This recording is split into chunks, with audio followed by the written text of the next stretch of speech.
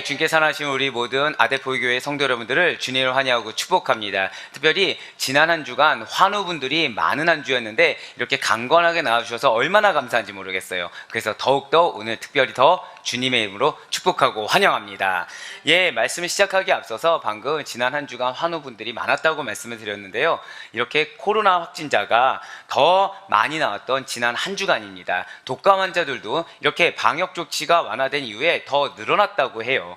코로나 팬데믹을 겪은 것이 엊그제 같은데 어느새 코로나 엔데믹으로 전환이 되어서 이렇게 확진자에 대한 소식이 접하기가 좀 어려운 지금 시점이 되었습니다. 그런 지금은 바로 포스트 코로나 시대입니다. 이러한 포스트 코로나 시대에 교회의 화두가 있다는 것이죠. 그것은 바로 건강한 교회 만들기, 건강한 예배 만들기, 건강한 공동체 만들기입니다. 왜 이겠습니까? 분명 거리두기가 해제되었음에도 불구하고 여전히 교회 문턱을 넘는 일을 어색해하는 분들이 많다는 거예요. 예배당에 나와서 예배 드리는 것을 꺼려 하십니다. 여전히 영상을 통해 예배 드리는 것에 만족해하고 계세요. 코로나 시대의 이전과는 달리 스스로 믿음과 신앙에서 거리를 두고자 하는 성도님들이 많이 생기셨다는 것이죠.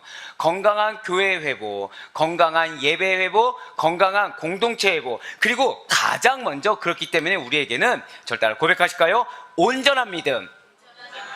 그렇습니다. 온전한 믿음이 회복되어야 됨을 반드시 믿으시길 바라겠습니다. 히브리서를 기록한 당시의 초대교회 성도들 역시도 마찬가지였다라는 거예요.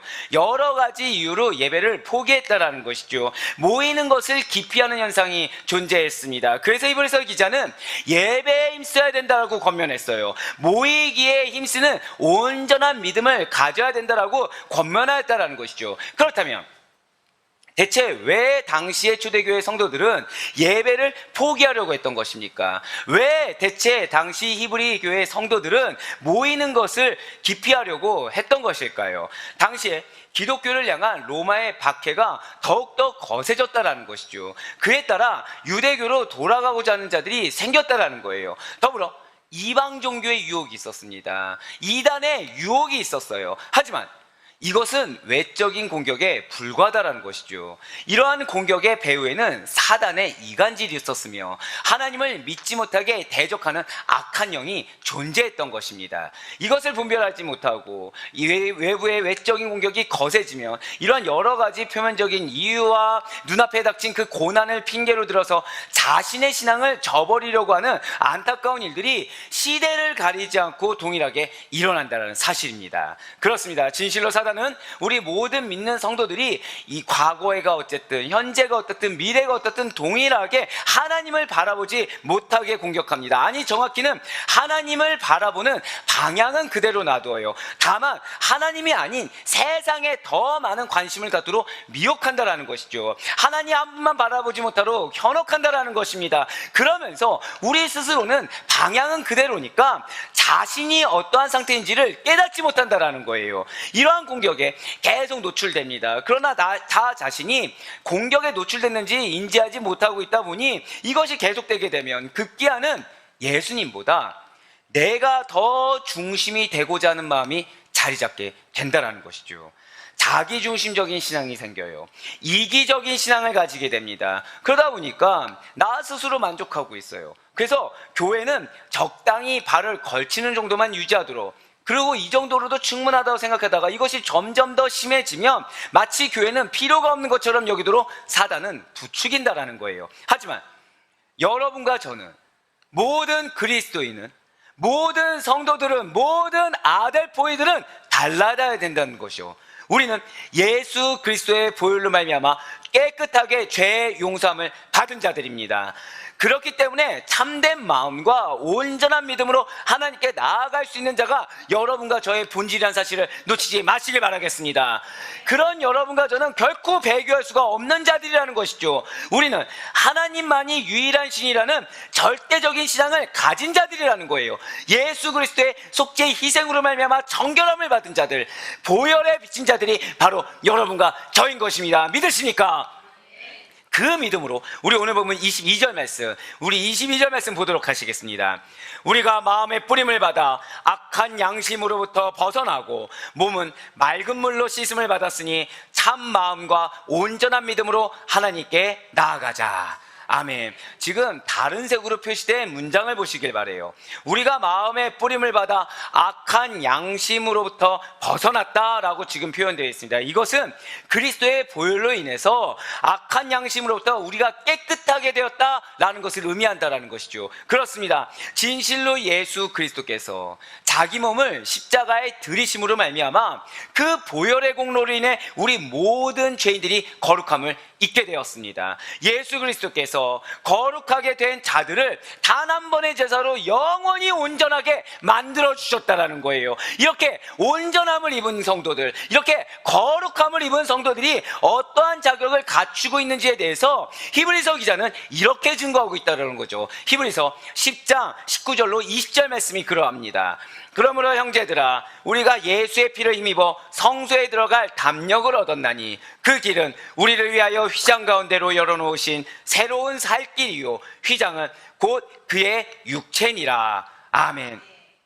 진실로 예수 그리스도를 믿는 모든 믿음의 성도들은 그리스도의 보혈로 말미암아 그 마음들이 악한 양심으로부터 정결함을 받았습니다.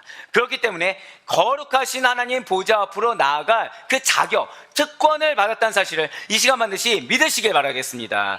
그러니 하나님의 보좌로 나아갈 수 있는 그 자리, 하나님의 은혜를 받을 수 있는 자리를 우리가 나아가지 않고서 왜 그런 특권을 포기하겠습니까? 우리가 누릴 수 있는 은혜와 권리가 있는데 왜 그 자리를 포기하는 것이 당연한 것처럼 유혹하는 사단의 음성에 우리가 미혹되어야 하겠습니까? 아니라는 거예요. 우리는 보혈로 말미암아 하나님께 나아갈 수 있는 특권을 누릴 수 있는 은혜의 권속이라는 사실을 반드시 믿으시길 바라겠습니다. 또한 오늘 보면 22절에서 몸은 맑은 물로 씻음을 받았으니 라고 표현되어 있어요. 여기서 나타난 씻음의 의미는 유대인들이 습관적으로 행하고 있었던 의식적인 정결의식과는 전혀 다르다라는 것이죠. 바로 죄에 대한 정화라는 거예요. 그렇습니다. 그리스도의 보혈로 말미암아 우리는 죄에 대해서 씻기심을 받았습니다. 그리스도와 함께 죽고 함께 다시 살아는 완전한 연합을 이루게 되었다라는 거예요. 할렐루야! 이렇게 그리스도와 완전한 연합을 이루게 된 여러분과 저는 보혈의 공로로 말미암아, 죄 씻긴 그 보혈의 공로로 말미암아 참 마음과 온전한 믿음을 허락받게 되었다라는 것이죠. 이렇게 우리에게 허락하신 참 마음이란 과연 무엇이겠습니까? 그것은 말씀을 마음에 둔 상태예요. 내 자신의 생각을 마음에 두고 감정을 마음에 둔 것이 아니라 말씀을 마음에 둔 상태라는 것이죠.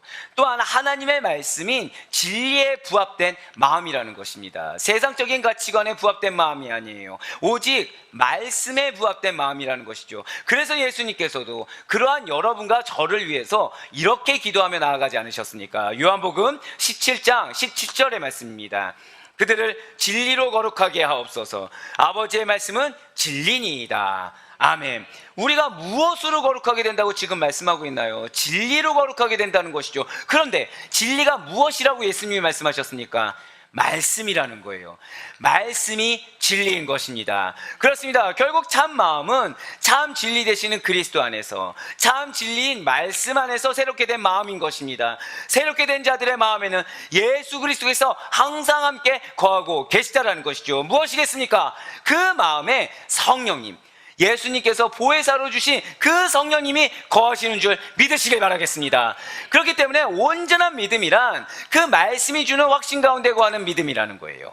그렇다고 한다면 믿음이 무엇이겠습니까? 믿음은 하나님께로 나아가기 위해서 요구되어지는 것이라는 거죠. 믿음은 하나님만 신뢰하는 것입니다.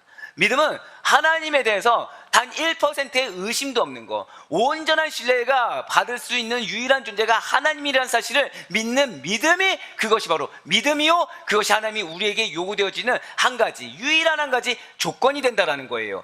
그것은 단지 입술로만 내가 믿나이다 라고 말하는 형식적인 고백이 아니라는 것이죠. 마음에 순전함이 없이 겉으로 보여지는 그러한 모습이 거룩해 보이려고 꾸민다고 해서 그것이 온전한 믿음이 되는 것은 아니라는 것입니다. 우리의 믿음은 순수한 마음, 진실한 마음 가운데서 동반되는 온전한 확신이 되어야 되는 것입니다. 우리의 믿음이 무엇이 있어야 된다고요? 온전한 확신이 있어야 된다는 것이죠. 이렇게 진실한 마음과 온전한 믿음으로 하나님께 나아갈 수 있는 자격을 얻은 자들, 나아갈 수 있는 특권을 얻은 자들이 바로 여러분과 저 우리 믿음의 성도인 것입니다. 그럼 우리들은 단순히 믿음 있노라 하고서 끝날 것이 아니라 예수 그리스도께서 다시 오실 그날까지 소망을 붙잡아야 돼요. 주님께서 다시 오실 그날을 소망해야 됩니다. 저 천성의 갈 날을 소망하는 거예요. 부활의 그날을 소망하는 것입니다. 그 소망을 붙잡고 우리가 믿음을 지킬 수 있는 것이지, 그러한 소망 없이 믿음을 지킬 수 있는 것이 아니라는 것이죠. 그래서 진실한 마음과 온전한 믿음으로 하나님께 나아가자라고 권고한 이브리서 저자는 이제 소망의 고백을 견고하게 붙들어야 돼. 그렇지 않으면 온전한 믿음을 가질 수가 없어 라면서 권면하고 있는 것이죠. 23절 말씀, 오늘 본문 23절 말씀 보시길 바랍니다. 또 약속하신 이는 미쁘시니 우리가 믿는 도리의 소망을 움직이지 말며 굳게 잡고. 아멘. 그렇습니다. 우리는 연약해요. 우리 사람은 믿음직한 존재가 절대 아닙니다. 하지만 하나님은 미쁘신 분이라는 사실을 이 시간 반드시 먼저 믿으시길 바라겠습니다. 그러한 하나님께서 우리들에게 약속을 주셨다는 거죠. 그러한 약속을 주신 하나님께서는 진실하시고 신실하시다는 거예요. 하나님께서 하신 그러한 모든 약속은 그렇기 때문에 절대적으로 믿을 수가 있다는 것이죠. 약속을 주시니까 반드시 그 약속을 성취하시고 반드시 그 약속을 이루실 것이기 때문에 우리는 소망의 약속을 굳게 붙잡고 힘들게 나아갈 수가 있다는 것입니다. 진실로 우리들에게 소망에 관한 약속을 주신 하나님께서는 믿을 만한 분이십니다. 약속하신 이가 신뢰할 수 있는 분이시기 때문에 우리는 이 소망의 고백을 흔들림 없이 단단히 붙잡아야 된다는 거예요. 아무리 힘겹고 아무리 외적인 유혹이 있고 아무리 고난 가운데 있다고 하더라도 이 소망의 고백만큼은 흔들림 없이 붙잡을 수가 있어야 된다는 것이죠. 왜요? 그러한 모든 고난보다 뛰어난 이가 바로 우리의 하나님이신 줄 믿으시길 바랍니다. 진실로 그러한 하나님께서 여러분과 저에게 허락하신 약속이 있다는 사실을 믿으시길 바라요. 그리고 하나님의 여러분을 향한 그 약속과 하나님께서 하신 그 모든 말씀은 절대적으로 믿을 만한 것이라는 사실을 이 시간 반드시 기억하시길 바라겠습니다. 그래서 그러한 약속을 받은 여러분과 제가 온전한 믿음으로 나아가는 데 있어서 비록 외적으로나 내적으로나 위협이 되는 요소가 있다고 하더라도 우리는 소망의 주님만을 붙잡고 전진하는 믿음을 가져야만 된다는 것이죠. 하지만 이것을 나홀로 감당하기란 요원하다라는 거예요. 아니, 정확히는 불가능에 가깝다는 것이죠. 그렇기 때문에 우리 주님께서는 성령의 내주하신 가운데 성도의 신앙을 지키게 하십니다. 그리고 이에 더해서 믿음의 지체들을 붙여주셨다는 거예요. 우리 홀로 연약한 걸 아시기 때문에 우리에게 믿음의 지체들을 붙여주셨다는 것이죠. 서로 복음의 신앙 안에서 떠나지 않도록 사랑으로 격려하며 하나님 안에서 선한 일들 하도록 권면하게 만드신다는 것입니다. 그래서 이브리서 기자가 지금 이렇게 권면하고 있어요. 오늘 보면 24절과 25절 말씀 보도록 하시겠습니다.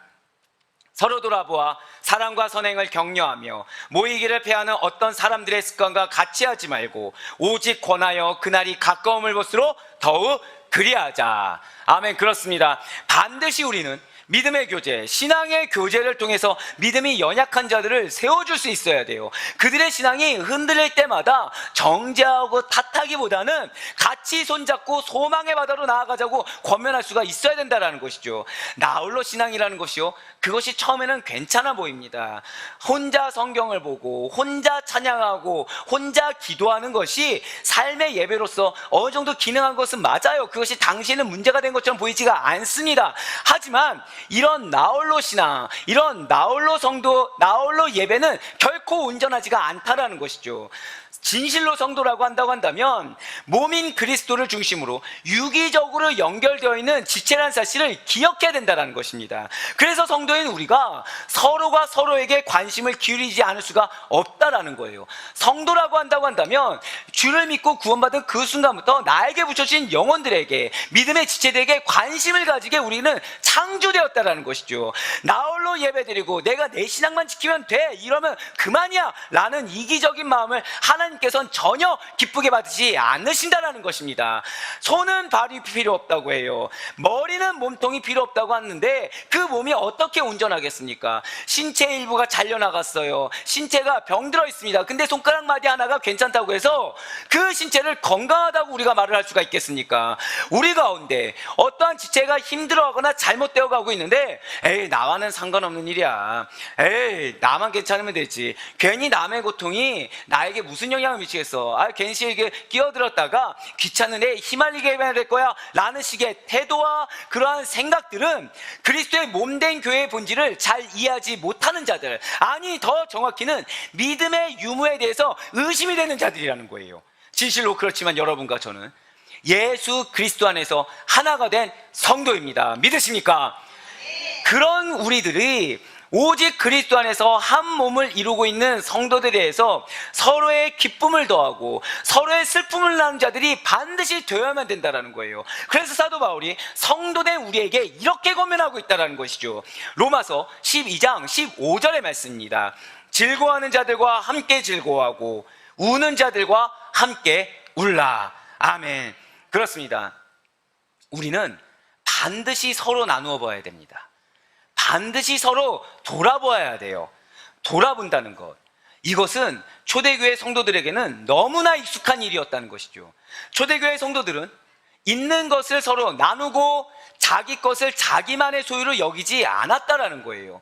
자주 모였습니다. 모여서 무엇을 중심으로 모였습니까? 예수 그리스도 중심으로 모였어요. 하나님의 말씀을 중심으로 모였어요. 그래서 그 말씀을 상고하고 서로 같이 중보하며 기도했습니다. 그들에게는 하나님 사랑과 이웃 사랑이 흘러 넘쳤어요. 우리들의 관심사 역시도 마찬가지라는 것이죠. 다른 성도가 사랑과 선행을 할 수 있도록 격려하는 일이 우리의 관심사가 될 수 있길 간절히 소망합니다. 그러기 위해서 내가 먼저 말씀으로 세워지고 내가 먼저 그리스도의 사랑으로 충만해지는 회복의 은혜가 있길 간절히 소망합니다. 이러한 격려, 이러한 권면이라는 것은 단순히 말과 권유 정도로 끝나서는 안 된다는 거예요. 여기서 말하는 격려라는 것은 상대방이 나에게 붙여준 그 영혼과 믿음의 성도들이 사랑과 선행을 할 수 있도록 나의 삶과 나의 행동으로 자극하고 도전을 주라는 것이죠. 무엇으로 자극하라고요? 내가 먼저 선행을 베풀라는 거예요. 내가 먼저 사랑의 행위를 하라는 것입니다. 그런 우리의 삶의 모습과 우리의 행동으로 그들이 자극을 받을 수 있도록 도전을 줘야 된다는 거예요. 우리 자신의 그러한 적극적인 선행이 다른 지체들에게 신선한 동기로 하나님의 역사로 부여될 수 있음을 반드시 믿으시길 바라겠습니다. 내가 먼저 행한 사랑이 상대방으로 하여금 사랑을 실천하게 하는 매개체가 된다는 거예요. 진실로 성도들이 서로 간에 그렇게 사랑과 선행을 하는 일에 자극제가 되어줘야 된다는 것이죠. 이것이야말로 바로 성도 간의 격려인 것입니다. 사랑 우리 아대포교회 성도 여러분들, 저를 한번 따라 고백하시길 바라겠습니다. 사랑하고 착한 일을 하는 것은 나의 의무다. 한 번 더요. 사랑하고 착한 일을 하는 것은 나를 지으신 하나님의 목적이다. 아멘? 네, 그렇습니다. 그런데 여기서 우리가 오해하지 말아야 될 것이 있어요. 그것은 남의 일에 꼬투리를 잡고 사생활을 감시하며 시시콜콜 간섭하기 위해서 서로 돌아봐야 하는 것이 아니라는 것이죠. 우리는 계속해서 서로에게 관심을 가져야 하는 것입니다. 이것은 우리가 서로 사랑하고 서로 착한 일을 하기 위함이라는 거예요. 우리 아델포이 교회 성도 여러분께서는 서로의 영적 성숙을 위해, 자, 무엇을 위해서라고요? 영적 성숙을 위해서 끊임없이 착한 일을 장려하고 내가 먼저 스스로 선한 행동으로 말미암아 상대방에게 선한 도전이 될 수 있는 그러한 성도가 될 수 있길 간절히 소망합니다.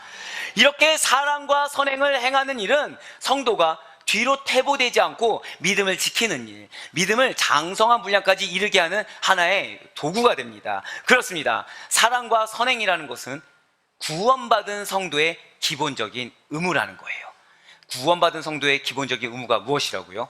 사랑과 선행이라는 것이죠. 그렇기 때문에 우리 마음 가운데 무관심이 있어서는 안 되는 것입니다. 요즘은 미워하지 않으려고 노력하는 분들은 많습니다. 하지만 그러다 보니까 사랑까지는 아예 포기하고 무관심한 상태에 머물면서 이것이 죄가 아닌 것처럼 여기는 자들이 많다라는 것이죠. 다른 누군가가 기도해 주니까 그 기도로 만족하기도 한다라는 것입니다. 하지만 그것이 아니라는 거예요. 우리는 반드시 내가 먼저 사랑해야 합니다.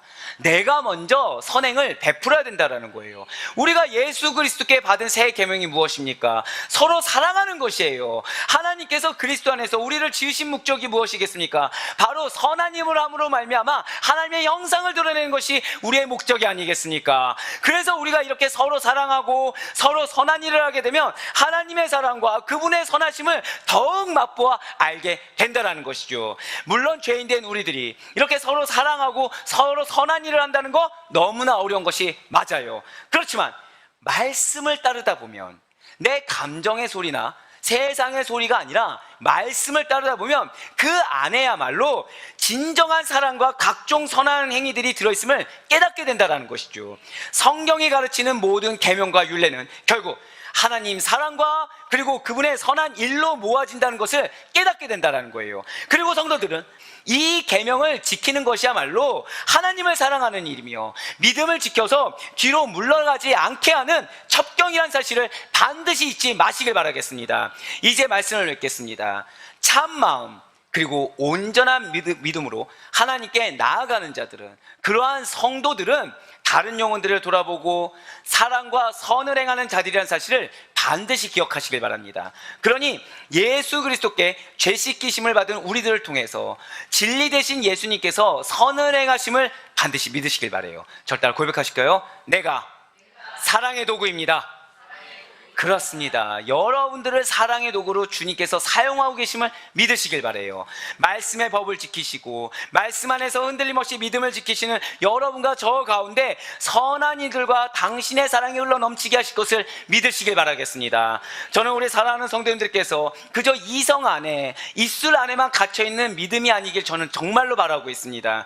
자기 자신을 버리시사 하나님의 뜻을 이루신 주님께서 보여주신 그 십자가 사랑이 원수까지 포용하신 의롭고 선한 그분의 그 순결한 마음이 우리의 모두의 것이 되기를 간절히 소망합니다. 그러니 바로 얻기는 입술과 구호에 갇힌 믿음이 아니라 삶의 예배로, 삶의 섬김과 그 헌신으로 말미암아 성도 안에 깊이 있는 영적 교제 가운데 온전한 믿음만이 드러나는 우리 사랑하는 아대표의 교회 성도님들의 사랑의 삶이, 그 선행의 삶이 되기를 간절히 소망합니다. 그리하여 우리가 주님을 만나는 그날을 소망하세요. 저천성을 소망하세요. 이 땅은 나그네의 삶입니다. 이 땅의 나그네의 삶인데 나의 마음을 좀 어렵게 한 자들을 사랑하는 것이 무엇이 어렵겠습니까? 잠시 잠깐 우리가 수모를 참는 것이 무엇이 힘든 일이겠습니까? 더 영원한 나라, 그 나라를 사모하시길 바라요. 그 나라에서 주님을 다시 배우는 그날, 착하고 충성된 종아, 너가 정말 나의 영광을 드러내었구나, 너가 나의 사랑을 드러내었구나, 너가 나의 사명을 다 감당하였구나 라는 칭찬을 받을 수 있는 여러분과 제가 될 수 있길 간절히 축원합니다. 진실로 우리의 본질을 놓치지 마시길 바라요. 우리는 성도입니다. 우리는 그냥 성도가 아니에요. 우리는 사랑과 선행이 당연한 의무이고 당연한 셈이 되는 믿음의 성도, 하나님의 사랑의 성도, 하나님의 선행의 성도라는 사실을 믿는 믿음이 여러분과 저의 한 주간의 삶이 될 수 있기를 주님의 이름으로 간절히 축원합니다.